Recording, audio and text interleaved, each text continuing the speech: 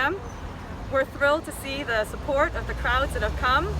We're excited to see the jets, and we want to thank all the healthcare, fire, police personnel and the public for all their support. I'm Lieutenant Colonel Mark Preet. I'm the flight surgeon, so I'm the physician with the 104th Fighter Wing in Westfield, Mass. So the jets that are coming come from my fighter squadron, and it's going to be a 4-ship coming basically east to west. I'm tracking about 1224. It's in honor of all the first responders in Massachusetts.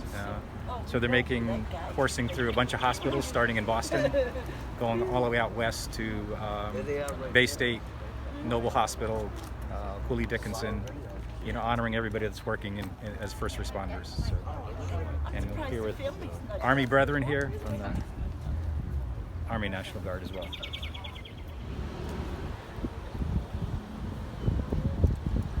Go ahead. We're here for our mom. She's a nurse. We're also here for all the other nurses today on Nurses Day. And the flyover was great. The planes are awesome. Just out here supporting everybody.